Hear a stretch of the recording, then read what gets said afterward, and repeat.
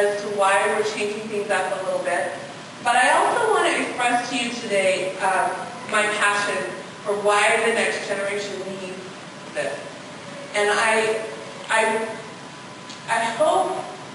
really hope I'm preaching to the choir here, but I want you to feel this bone marrow desire and concern and love the amazing success we've seen.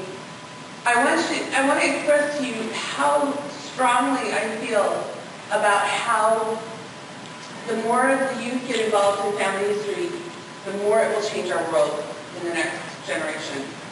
I think that there are 5 reasons that youth need to be involved in family history. The first one is that when you have family problems, which all families do, family history creates understanding and emotional healing.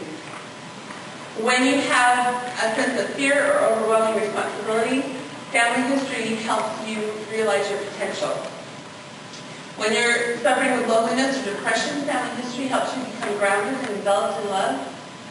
When you are muddling through life's crises and challenges, family history can give you spiritual power and a sense of serendipity. And when you're dealing with confusion in life and trying to figure out what to do with your life, family history gives you wisdom and a broad perspective.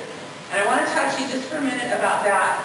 And then I'm really hoping that whether or not we got the families to this conference, that you guys will then go home and get your families involved. Because it really will change the course of where your family's going. And because being family historians, you guys should understand that more than anybody. You guys watch how generations change and how things move through families. And investing your children and your grandchildren in their family history, I think, is one of the most powerful things you can do to change the course of your family. So let's talk about it today for just a minute. With understanding emotional healing that's created by family history, like I've said a lot, you've probably heard me say this if you've heard me much before. If you don't have a scoundrel in your family history, you haven't done enough family history yet. And if you don't have somebody really inspiring in family history, you haven't done enough family history yet. Every family has both. Every person I've ever helped with their family history goes to the library and finds an illegitimate child or a grandfather who took off or whatever. Everybody has issues that come down in their family history. Working at Family Chart Masters, I see this daily in my work. When I print a descendancy chart, just in the vital statistics, I can see illegitimate children, divorces, multiple marriages, and things that, just in the vital statistics, you can watch passed down through the generations in the family. Most people don't realize what's passed down because they may not know those grandparents or those great-grandparents. They may not see where those trends are coming from. But that's just in the vital statistics. When you add in the emotional issues that every family deals with, self-esteem, or addictions, or your worldview, or all sorts of things like that, those things are powerfully influenced by your parents and your grandparents. And you don't necessarily understand them if you're not a family historian, but a family historian understands where those trends come from and where they go. Some people say that family history is cheaper than therapy, and I think that's very true.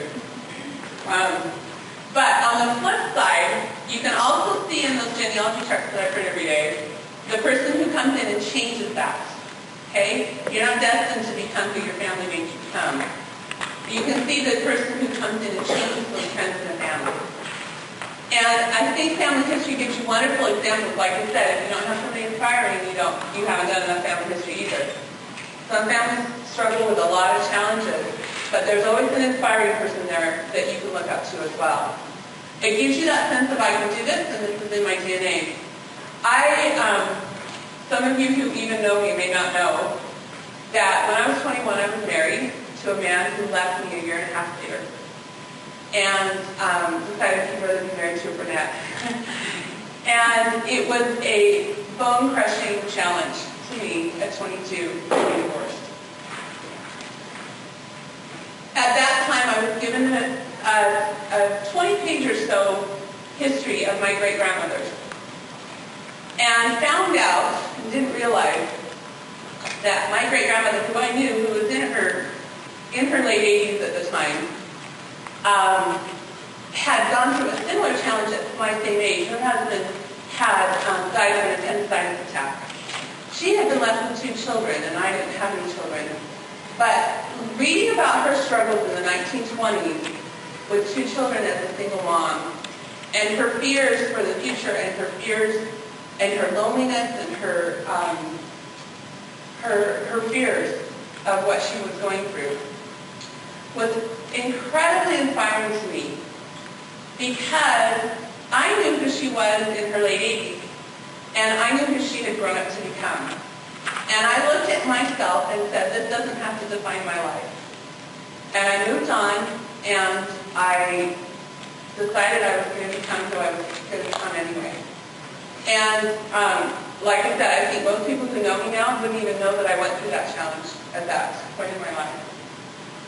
Because I could see the span of my grandmother's life, and I could see the successful person that she had grown up to be. And I decided that's what I was going to do too.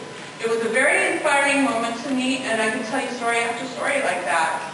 And I'm sure you guys probably could too. Knowing the people that immigrated, the people that crossed the plains, the people who got an education, that really changed your own outlook on your own life.